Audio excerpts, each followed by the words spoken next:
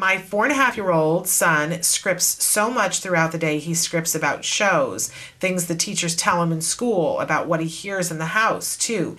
He has language, can talk in 5 to 6 word sentences. Sometimes he uses the scripting to communicate appropriately, but it just goes on for the whole day while he's playing, eating, taking a bath, etc. I try to redirect him by joining his conversation, but after I'm done asking him questions, he goes right back to scripting. Please help me, and thank you so much. Well, one of the first things is hopefully he's getting intervention for language skills and he's being taught how to use his language appropriately. Because the intervention that I'm going to recommend is basically putting in place a rule that he cannot engage in scripting for a certain length of time, and based on meeting that goal, he gets access to a reinforcer.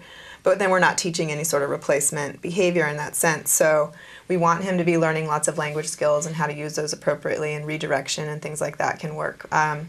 But what I would do first is just kind of see how long he can go without engaging in scripting, and if he does it at a certain amount of time. So like, let's say every 3 minutes he's engaging in scripting, then you would set an interval lower than 3 minutes to make him successful. And a lot of times you set a timer and set a rule that if you don't do scripting for the next 2 minutes, then you're going to get this reinforcer. So first of all, you need to do a preference assessment, figure out what he really likes so that you're using something very motivating.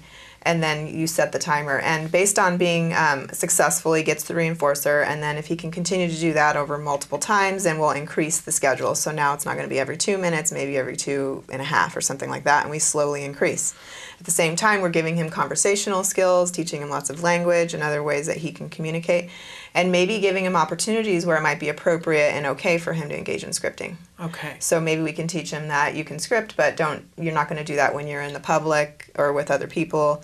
Maybe that would be one thing. Or if it really bothers you and you don't want him scripting around you either, then it could be he has to do it in his bedroom, something like that. Okay.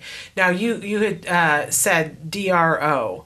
I said that during the break. Right. I didn't say that now. I know, but I wanted to say it because we're all jargon geeks now. Yes. Everybody and I'm who watches trying not the show. to use jargon. I know, but we're like kind of into it now. Okay. We want to know what these terms are. So explain what because I can never remember what DRO stands for. Okay.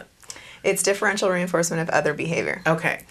And so it's basically, based on a time interval of not engaging in the behavior. So it's like reinforcing the absence of the challenging behavior that we're dealing with. So if the behavior doesn't occur, you get the reinforcer. Sometimes you reset the timer too. So if you have a 2-minute interval and the child engages in scripting, then you might have to say, I have to reset the timer because you engaged in, scripting, so we're going to start over. And so would you actually use that term with a child and say, because I think it's great to have a name for what they're doing so that they understand. So most families already have the name because it drives them nuts so much. Right. They're already telling their kids, stop doing the timer. Yeah. Okay. And it's really important to know that this procedure works even for kids who are really severely affected by autism and even for kids who are scripting all day long.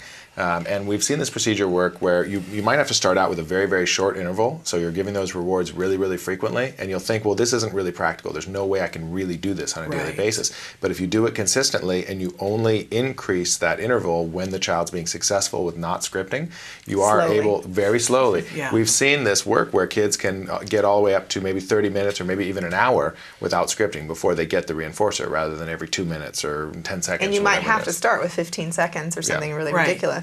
I think that's where parents, we kind of fall apart because we can't see the end game. I think it's so important when you have somebody that, if you're working with an ABA team who can go in and start this intervention so that you see just enough of it that you see the light at the end of the tunnel, you will get on board quickly and go, all right, if I have to spend the next 3 months moving it by 1 second, I will be so much further than I am now. And then a year from now, you'll find yourself in a place where you're not having to say, please help me, this is making me crazy. Another thing is you can do it with a token economy system. So have a token board and make contingent on meeting the goal or whatever, they get a token, so it isn't immediately access to the actual reinforcer.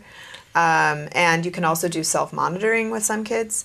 So basically, based on if they met it during the interval, they would mark down on a piece of paper or with a golf counter or something like that. And then maybe there's a rule that after they get 10 clicks or check marks or whatever, 5, whatever you come up with, start with something low and then maybe make it more difficult over time, then they can get the reinforcer.